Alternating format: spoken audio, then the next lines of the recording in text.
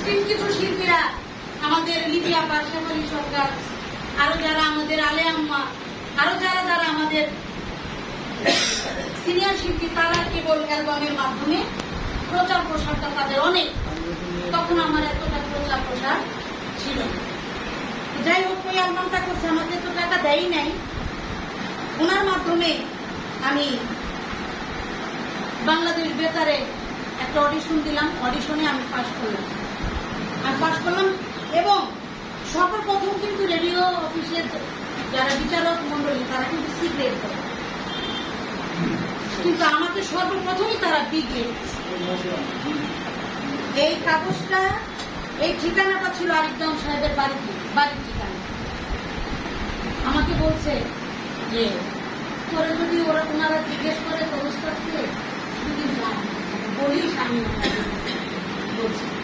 কিন্তু আমাকে যখন ওনারা প্রশ্ন করছে আপনার উস্তাদকে, আমি আমার উস্তাদের নাম বলছি, কেন আমি যার কাছে ছিলাম, আমি যার সাথে মন্দির বাজারে গান শিখছি, আমি তার নাম না বলতে পারি, আরিফজামান সাহেবের নাম বলতে পারি না। কারণ বাংলাদেশে অনেক বড় বড় শিল্পী আছে, যখন আমি শিল্পী না, তাদের আশ্রয় কিন্তু আমি নিতে পারতাম আমার নিজের নামটা করার জন্য। আমি কোনোদিন এই কাজটা করি না। আমার উস্তাদরা অনেকে দেখছেও, অনেকে চিনেও না, অনেকে নামই জানেন। তাই বলে যে তাকে আমি আমার উস্তাদ খাতা থেকে বঞ্চিত করবো, ব্যাপারটা কেউ ওনাকে উস্তাদ না বলার কারণে উনি আমাকে সেই রেডিওতে আমি পাস করলাম, সেই কাগজটা আমাকে আজও পর্যন্ত দেয়।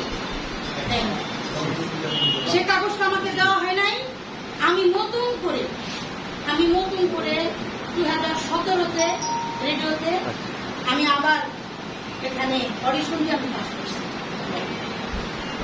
আপনার সাথে, আরিফজামান সাহেবের সাথে আমার সাথে একপালা গান হয়েছিল কেরানীগঞ্জ, সেই গান করে আরিফজামান সাহেবের বাসায় আমি যাই। আরিফজামান সাহেব আমার কাছে একটা হারমোনিয়াম বিক্রি করার কথা, আমার বলছে তুই গান গাইলে অল্প অল্প তুই তো একবার এত টাকা দিতে পারবি না। 2008 সনে 25-30 হাজার টাকা কিন্তু কম টাকা। শিল্পীদের বায়না বাড়ছে একমাত্র 2010 সনের পরে থেকে। এর আগের থেকে শিল্পীদের কোনো বায়না এত ছিল না। আর আমার বায়না কয় টাকাই হইতে পারে, তাহলে আমার 25,000 টাকা 30,000 টাকা দিতে তো আমার 1 বছর গান গায়ে দিতে, তাও তো হইব কিনা সন্দেহ। তো যাই হোক, এখানে আপনাদের সাথে গান করে আমি বকশিসটা পাইছি, ওই লোকজনে যা দিছে এখান থেকে সব মিলাই আমার কাছে আরো 2-4 রাত্রের গান মিলে আমার কাছে 16,000 টাকা। গাড়ির দাম করতেছে, তুই তো হারমোনিয়ামটা কিনবি, আমি একটা গাড়ির জন্য কিছু অ্যাডভান্স করতে তো, তোর কাছে টাকা আছে। আমি ওই সিপা থেকে টাকা ফুরাইয়া আমি সব মিলে 16,000 টাকা ওনার হাতে, উনি 16,000 টাকা নিচ্ছে। আজ পর্যন্ত সে টাকাটা আমাকে দেওয়া হয়, আজ পর্যন্ত দেওয়া হয় নাই। এবং কি হারমোনিয়াম তো আমার চতুর্গোষ্ঠীর মাথার উপরে দিয়েই দিচ্ছে হারমোনিয়াম।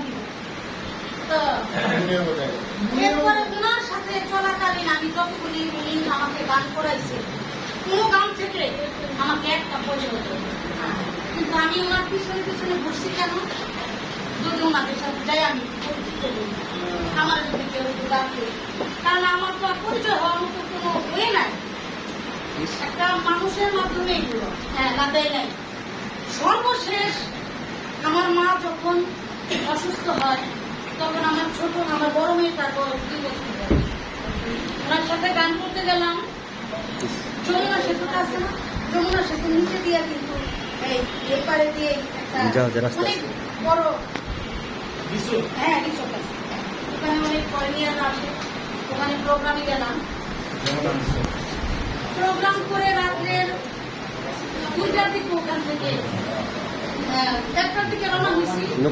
আমার মা কোমরের ব্যথায় আমার মা কান্না করতেছে, আমি লাউড স্পিকার দিয়া আরেকজন শুনে যারা সাউন্ড সুস্থ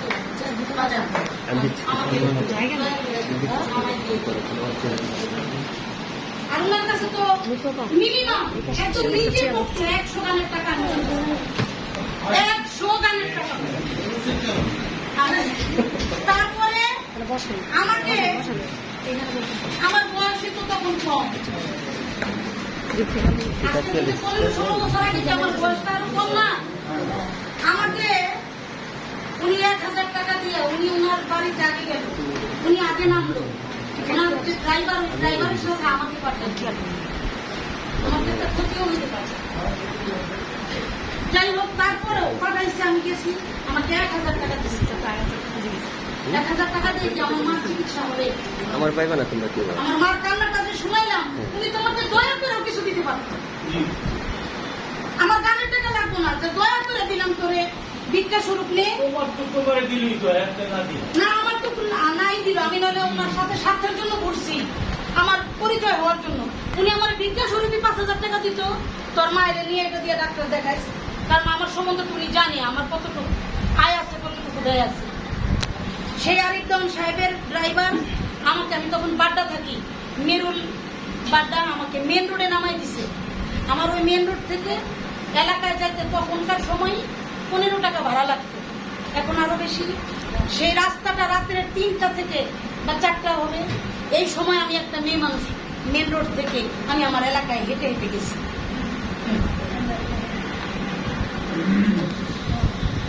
আমি হেঁটে হেঁটে গেছি, তার কাছ থেকে এতটুকু সহযোগিতা পাই নাই। বরঞ্চ উনি কোনো জায়গায় গেলে, কোনো মঞ্চে গেলে তো সবসময় বড় কথা বলেন। আমার কাকা তো বলছে যে উনি প্রায় সিনেমায় বলেন, উনি প্রায় না, উনি সব মঞ্চেই বলেন।